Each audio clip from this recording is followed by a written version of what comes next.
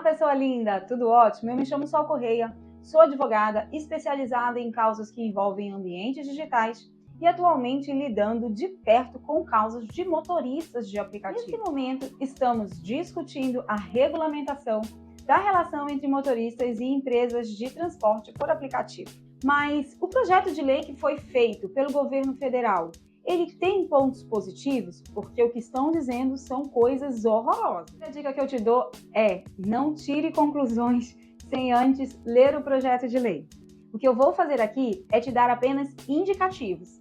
E sim, vou deixar os artigos para que quando você lê, você tenha certeza do que está sendo dito. Todo projeto de lei ele vai sofrer aperfeiçoamentos, chamadas emendas.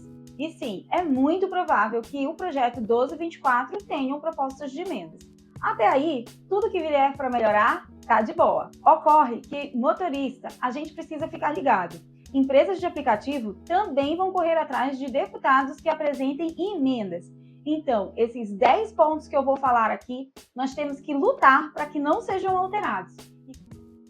O primeiro ponto, que é a base do projeto 1224, sem a menor sombra de dúvida, é criar a categoria de trabalhador autônomo com legislação protetiva própria.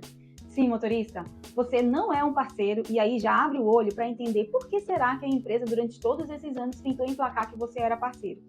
Óbvio, quando você se coloca como parceiro ou como microempresário, você se afasta da condição de trabalhador, na verdade você está dizendo que você não tem direitos a inúmeras coisas, como por exemplo, políticas públicas específicas para trabalhador, isenções de impostos, eu sei que está todo mundo querendo isenção de IPVA, né? IPI também. E tem muito mais coisa que pode ser concedida a um trabalhador. Como um trabalhador também, você manda uma mensagem clara para a justiça de que sim, quando você entrar numa batalha judicial, você precisa ser tratado de uma forma que você se iguale à empresa. Isso porque, na condição de parceiro ou de microempresário, você se coloca numa batalha judicial como se você estivesse em uma corrida, em que o teu oponente está num Corolla híbrido e você está num Kwid a álcool. Quem será que vai ganhar a corrida? A gente sabe que a ferramenta faz a diferença. Por isso, quando você se coloca na condição de trabalhador e você bate na porta do judiciário, o judiciário de cara já olha que seu carrinho precisa melhorar para entrar na batalha judicial e te dá um Corolla para que no curso do processo você corra de igual para igual com a empresa. O segundo ponto é a novidade que você é um trabalhador autônomo. Sim, o que os motoristas mais pediram é: queremos nossa autonomia, queremos escolher os dias e horários que vamos trabalhar. Porque o trabalhador empregado, que era uma possibilidade de reconhecimento para o motorista, não tem essa possibilidade. Ele não teria como escolher os dias e horários. Um outro ponto importante, que dentro da autonomia foi resguardado a não exclusividade. Então, além da previsão no projeto de lei que diz que a empresa não pode determinar dia ou horário para o trabalho do motorista, ele tem que ter a liberdade de escolha, o projeto de lei ainda diz que o motorista não pode ser cobrado exclusividade. Ou seja, ele pode trabalhar com quantos aplicativos quiser. O primeiro ponto é extremamente importante, considerando que nós estamos sim lidando com uma empresa que emprega tecnologia. Não, eu não acho que essa empresa é uma empresa de tecnologia. Ninguém está comprando a tecnologia dela. O passageiro está comprando transporte mesmo. Eu sempre dou o exemplo do Magazine Luiza. O Magazine Luiza tem a Lu, aquela Android lindona, mas continua sendo uma loja de varejo. E mesmo a Lu sendo linda, o Magazine Luiza continua sem ela. O contrário não é verdade. É sim extremamente importante o uso da tecnologia na operação de transporte dessas empresas. E a questão que envolve a tecnologia é que ela muda muito rápido. Então, um projeto de lei que vai lidar com isso, ele precisa ter um mecanismo para que quando essa lei esteja vigente no mundo real, você tenha como acompanhar a tecnologia de uma forma mais rápida do que propor uma alteração à lei. E a negociação coletiva se encaixa como uma luva para a solução disso. Agora vem o quarto ponto. Afinal de contas, e se a negociação coletiva for frustrada, o que faremos? Bom, o projeto de lei prevê dissídio coletivo e motorista de aplicativo será o primeiro trabalhador autônomo do Brasil a ter a possibilidade de dissídio coletivo. Se você não sabe do que se trata o dissídio coletivo, é quando, uma vez a negociação coletiva frustrada, as partes podem ir à Justiça do Trabalho, uma justiça especializada em resguardar o motorista. Lembra o exemplo que eu te dei do Corolla e do Kwid? É a justiça que vai te dar o Corolla. Isso porque, como um trabalhador, você atrai inúmeros direitos previstos na Constituição. Não precisa necessariamente estar na CLT. O projeto garante ainda uma remuneração mínima de R$ 32,10. E aí, eu já vou te trazer mais um ponto positivo. Tem muita gente dizendo, e se o piso vira teto? O projeto também tem um dispositivo que prevê a proibição do piso virar teto.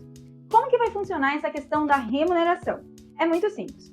O projeto não proíbe que a empresa continue pagando por corrida. Então, o motorista vai trabalhar normalmente ganhando a cada corrida. Então, todo dia ele vai fazer ali o valor que ele já está acostumado a fazer.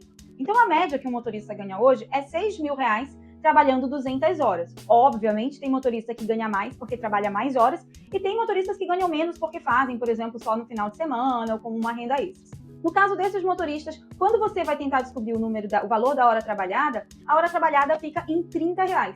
E de acordo com o projeto, a hora trabalhada não pode ser menor que R$32,10. Então, o motorista pode trabalhar o mês inteiro. Ao final do mês, o Ministério do Trabalho vai fazer a fiscalização. Ao verificar que a hora trabalhada, do valor que ele recebeu até aquele momento, ficou menor que R$32,10, o Ministério do Trabalho dará o prazo de até o dia 20 do mês seguinte para que a empresa pague a diferença para esse motorista. No caso do exemplo que eu dei, 200 horas trabalhadas, com R$2,10 de diferença, ficaria ali um pouco mais de R$400 para a empresa depositar de diferença para o motorista. E esse mecanismo é extremamente importante pelo seguinte: quando a empresa recebe o valor do passageiro, ela quem determina quanto ela vai passar para o motorista. Não há clareza nessa remuneração com relação à porcentagem que tem que ficar para a empresa e que tem que ir para o motorista.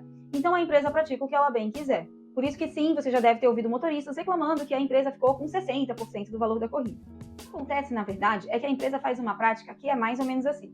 Imagina que eu peço o transporte de aplicativo e para mim o passageiro está dizendo que aquela corrida vai custar R$20. Na hora da empresa lançar a corrida para os motoristas, ela primeiro lança no valor mais baixo. Um exemplo, ela manda para o João por R$10. E aí o João olha o mínimo de informação que ele tem e acha que não vale a pena fazer a corrida por R$10. O João não aceitou e eu, passageira, estou esperando. O que a empresa faz? Passa por R$11 para o Pedro. O Pedro olha R$11 e diz, essa também eu não quero fazer. E eu, como passageira, já estou ali ficando irritada. A empresa, para não perder o passageiro, distribui ainda a corrida para mais pessoas. Vamos supor, para o Thiago por R$15. Aí o Thiago disse, agora eu faço. Nesse caso, eu como passageira fico satisfeita, o Thiago também e a empresa recebe o dela. Agora eu te pergunto, o João tinha como saber que a empresa ia oferecer R$15 para o Thiago? Não tinha. Então, o mecanismo de remuneração mínima é justamente para proteger o João dessa prática da empresa. E agora fica a dica, se a empresa podia pagar os 15 desde o início, por que ela não faz isso? Contribuição previdenciária. Você já deve pensar assim, não quero pagar imposto. Isso não é bom para mim e isso não é um ponto positivo. É sim, meu caro. Deixa eu te falar uma coisa. No Brasil, quem trabalha e ofere renda tem que pagar imposto. É assim, a gente tem que contribuir com as contas da casa. Se você está tendo benefícios, você vai ter que pagar imposto. Eu sei que em alguns momentos a gente vai se chatear por achar que esses impostos não voltam para a gente. Aí são outras discussões. Quer uma dica? Entra para a política e muda esse cenário. E imposto de trabalhador autônomo, como está sendo colocado motorista de aplicativo, seria numa alíquota de 11% ou 20%. E o projeto de lei garantiu a alteração da lei da Previdência para garantir que motoristas de aplicativo terão direito à alíquota reduzida de 7,5%. O projeto de lei deixa claro que a renda que o motorista recebe, apenas 25% são base para os 7,5%. Na verdade, isso vai até além. Por quê? Hoje, a lei vigente no país vai dizer que os valores que o motorista ganha no mês, 60% é o que entra na renda do motorista e 40% apenas é o que ele tem de despesa ali para manter o carro, manutenção, pneu, óleo, combustível, enfim. A PL 1224 vem trazendo a verdade. Não é 60% que o motorista ganha. O motorista, do valor total, tem apenas 25% integrando seu patrimônio. Os outros 75% são despesa, da qual ele não pode ser... Na relação é uma coisa que a gente sempre desejou. Vou deixar registrado aqui, inclusive, que é algo que na justiça vai fazer toda a diferença. E essa eu faço questão de ler para você. O princípio da transparência, que se refere ao inciso 1 do caput do artigo 7º, deve permitir que o trabalhador tenha acesso às informações sobre os critérios de oferta de viagem. Sabe lá quando o João não entendia quanto que ia ganhar? Tem que ficar claro. Pontuação, aquela nota que a gente nunca entende. Bloqueio, suspensão e exclusão da plataforma, em linguagem clara e de simples entendimento. Sabe aquela história de descumprimento dos termos de uso e você nunca entende nada? Acabou com isso. E também aos critérios que compõem o valor de sua remuneração, quando encerra a corrida e você nem sabe como você está recebendo. Por meio de relatório mensal, que detalha a soma do tempo trabalhado, a remuneração total, a remuneração específica dos serviços realizados em horário de alta demanda, não vai dar mais para esconder agora quando você receber na dinâmica, o valor médio da hora trabalhada e sua comparação com a remuneração mínima. Eu tenho que confessar para vocês, a transparência emociona meu coração. Na prática, isso vai funcionar? Para que funcione, o projeto de lei prevê fiscalização que será realizada pelo Ministério do Trabalho. Sim, o órgão competente por fiscalizar a relação de trabalho. Já imaginou, motorista, quando você tiver um problema e puder ir lá no Ministério do Trabalho, fazer uma reclamação e iniciar uma investigação? Tá podendo, hein? Caso de descumprimento, poderá ser aplicado multa de até salários mínimos. Talvez você pense, empresa que ganha bilhão por mês não vai achar nada demais pagar até 100 salários mínimos. Aí você se engana, sabe por quê? Porque a empresa nasce para dar lucro e não ter prejuízo. Então a aplicação de multa tem caráter pedagógico. Faz a empresa que não quer perder nada repensar a sua forma de atuar. A aplicação de multa num projeto de lei é extremamente importante. Bom, motorista, eu espero que você tenha entendido os pontos positivos pelos quais a gente precisa lutar para que eles não saiam de forma alguma através de emendas. E sim, tem projetos de melhoria. Eu vou deixar aqui na descrição do vídeo o link para você verificar os 12 pontos de emendas que são defendidos pela Federação Nacional dos Motoristas de Aplicativo FENASMAT. Viagem encerrada e até a nossa próxima corrida.